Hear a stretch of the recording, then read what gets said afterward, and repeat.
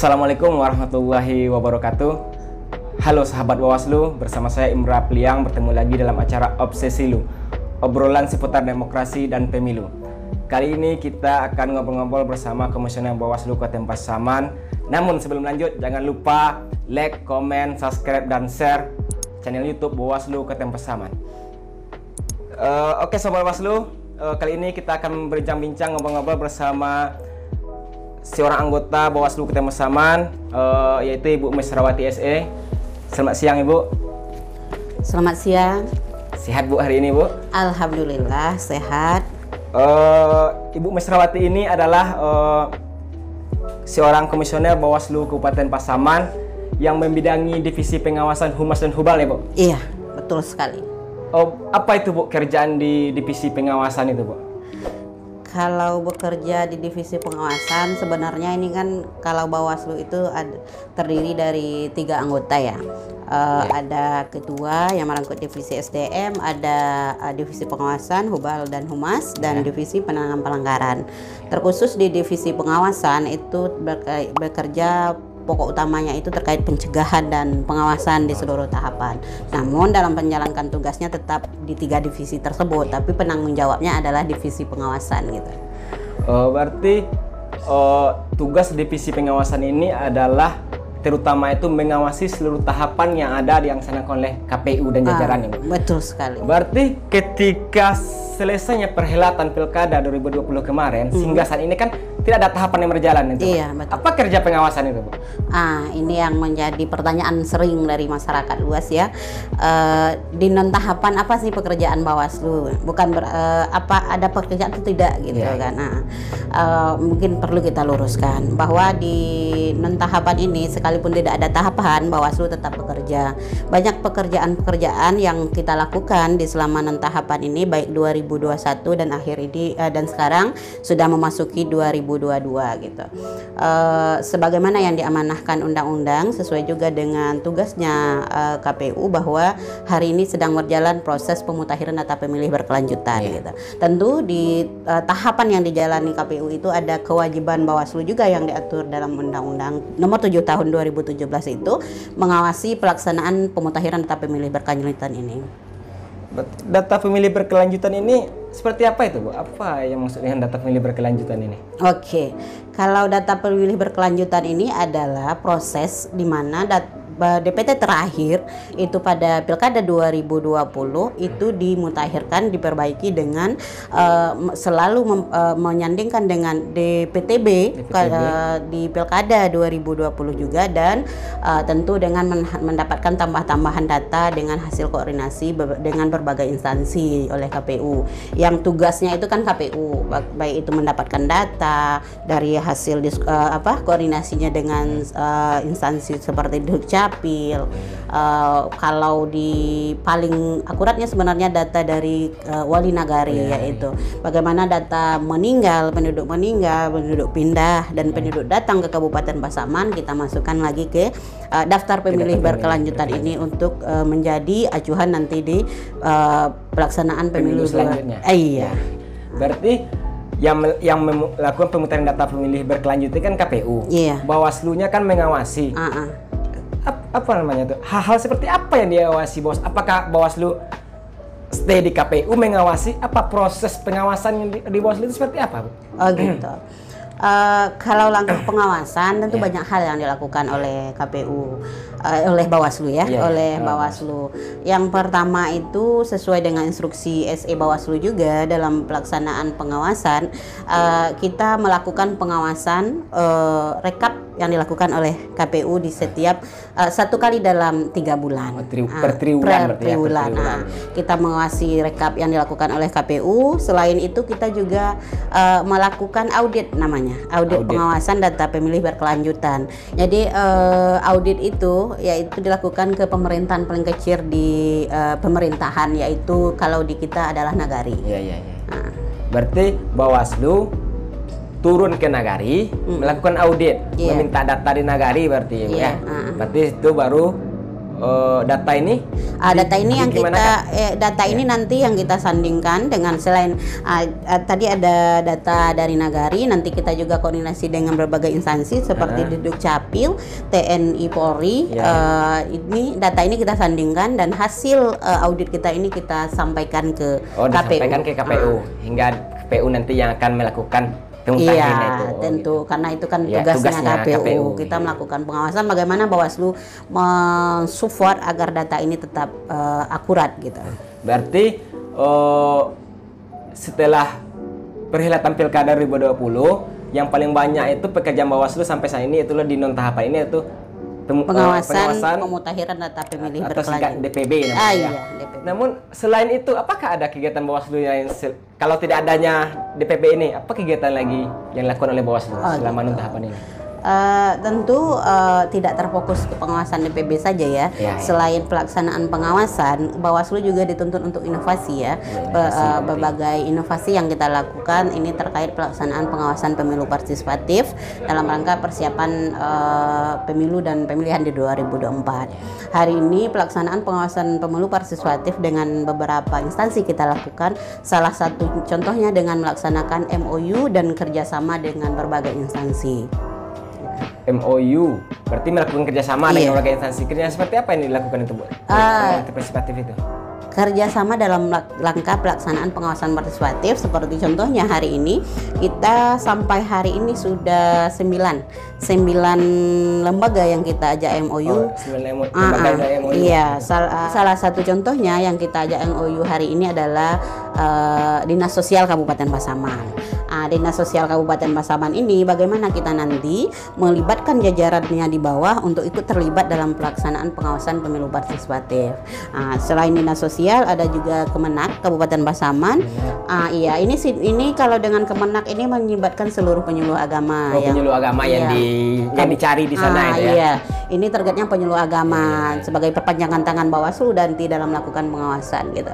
Kalau untuk penyuluh agama ini kita sudah menindaklanjuti pelaksanaan MOU ini dengan sosialisasi di kegiatan penyuluh pada kegiatan arisan penyuluh. Dan Bawaslu masuk kegiatan penyuluh gitu. Iya. Gitu. Kita diundang, diundang oleh Kemenak, diundang khusus oleh Kemenak untuk hadir memberikan sosialisasi di acara tersebut. Gitu.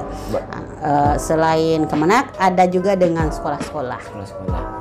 Kalau berarti dengan melakukan MOU kerjasama dengan seperti di Kemenak, Dinas Sosial kan mempermudah perpanjang Bawaslu untuk menyampaikan sosialisasi pengawasan partisipatif, ya. Itu maksud dan tujuannya ya. Iya, betul. Kalau dengan sekolah ini apa yang tujuan utamanya apa yang mau dicapai di sana, Bu? Dengan sekolah kan guru nggak seberapa. Apa yang dicapai di sana? Iya. Kalau dengan sekolah ini lagi yang sebenarnya yang paling untuk kita lakukan MOU. Kenapa kita pilih sekolah? Di sekolah itu kan banyak pemilih pemula. Kita targetnya pemilih pemula. SLTA ya? Iya, sekolah di tingkat SLTA.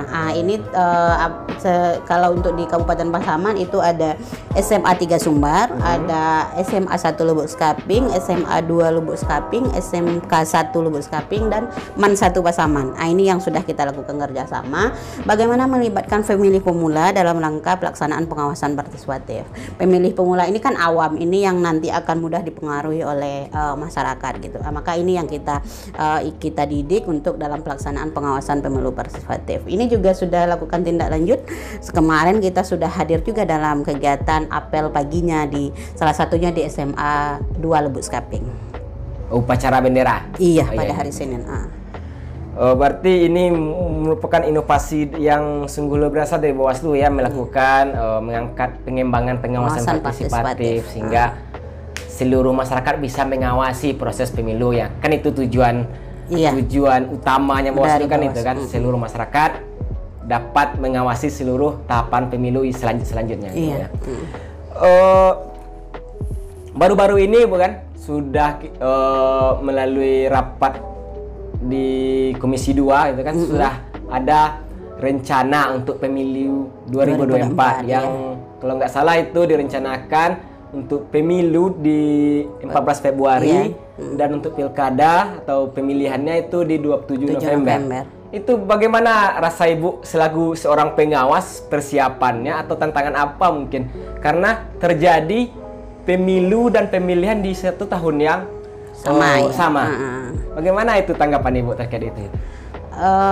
Kalau tanggapannya sebagai seorang pengawas, apapun itu tentu tetap harus siap ya melakukan ini, karena ini sudah merupakan tugas dan kewajiban seorang pengawas melakukan pengawasan itu sendiri.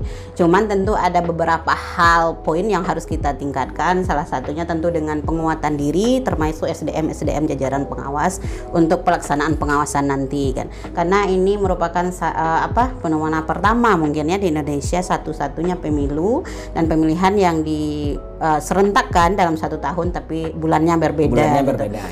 Pasti ada tahapan yang beririsan. Pasti ada tahapan nanti itu yang akan beririsan di salah satu tahapan, baik itu pemilihan atau pemilu gitu.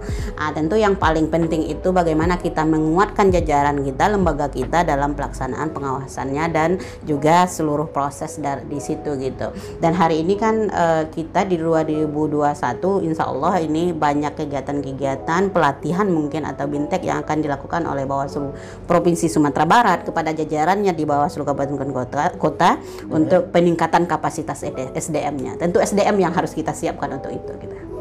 Berarti kan dengan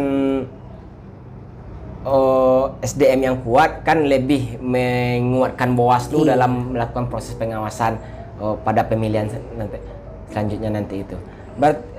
Selanjutnya Bu, gini kan kata Ibu tadi kan ada kemungkinan tahapan yang beririsan.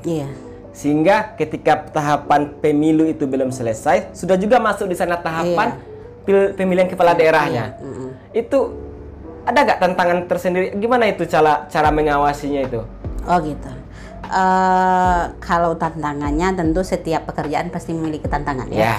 Tapi mengawasinya kita dengan personil tadi. Nanti ketika sudah mulai masuk tahapan, itu kan sudah ada jajaran Bawaslu di bawah gitu. Tidak hanya di kabupaten. Tentu sebenarnya yang tugas beratnya itu di jajaran di bawah, karena kita kan di kabupaten. Iya, di tingkat kecamatan ada namanya Panwascam gitu. Yang bersentuhan langsung itu nanti dengan peserta pemilu kan mereka gitu. Maka bagaimana kita menguatkan jajaran ini untuk dalam melakukan pengawasan. Kita di kabupaten ini sebenarnya nanti ketika sudah masuk tahapan itu kan lebih banyak bagaimana kita menguatkan, menginstruksikan dan membina jajaran di bawah gitu. Pada tahun ini menjelang menghadapi pemilihan serentak nanti itu, apa agenda-agenda yang sudah dilaksanakan mungkin oleh Bawaslu atau mungkin yang akan dilaksanakan oleh Bawaslu untuk kedepannya menuju pemilihan serentak 2024? Baik, tentu banyak hal yang kita siapkan ya untuk persiapan 2024 mulai kemarin dari 2021 sudah kita mulai, sekarang sudah masuk tahun 2022. Adapun agenda-agenda itu terkhusus di divisi pengawasan yang kita rencanakan ke depan di tahun 2022, yaitu tentu yang pertama itu lanjut dengan pelaksanaan pengawasan DPB tadi, data pemilih berkelanjutan. Ini akan tetap berlanjut sampai nanti keluarnya PKPU tahapan yang dikeluarkan oleh KPU itu sendiri. Selain itu tentu tetap melakukan sosialisasi ya kepada masyarakat agar bagaimana nanti mereka ikut aktif dalam pelaksanaan pemilu dan pemilihan di tahun 2024. Juga dengan bagaimana nanti kita di hari ini juga selain sosialisasi kepada masyarakat, kita juga sudah agendakan untuk sosialisasi ke kelompok disabilitas nantinya. Kelompok disabilitas. Iya, kita rencana juga akan lakukan sosialisasi ke kelompok disabilitas karena ini juga merupakan target kita dalam melaksanakan sosialisasi ke depannya. Baik, mungkin itu tadi Bu ngobrol-ngobrol santai kita sepanjang dari yang kita bicarakan tadi, dari uraian dari Ibu tadi. Mungkin bisa Ibu sampaikan sedikit mungkin closing statement-nya. Baik, sahabat Bawaslu, mungkin sedikit closing statement dari saya. Menghadapi pelaksanaan pemilu dan pemilihan di 2024, tentu kita berharap ke seluruh masyarakat yang terkhusus Kabupaten Pasaman untuk ikut terlibat aktif dalam pelaksanaan pengawasan pemilu partisipatif gitu. Paling tidak karena diri kita ini sebenarnya adalah pengawas ya, seluruh kita itu pengawas. Ketika tidak ikut mengawasi tahapan itu sendiri, paling tidak masyarakat bisa mengawas suaranya itu sendiri nanti ketika pelaksanaan 2024 nanti gitu.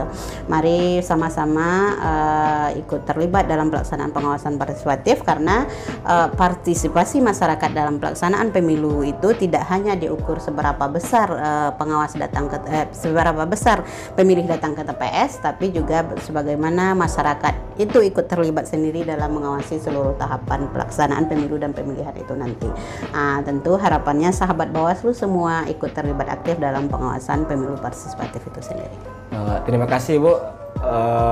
Itulah tadi ngobrol-ngobrol kita bersama Komisioner Bawaslu Kabupaten Pasaman, Ibu Mesrawati SE. Terima kasih sekali lagi Bu. Sekian dulu acara obsesi kita pada hari ini.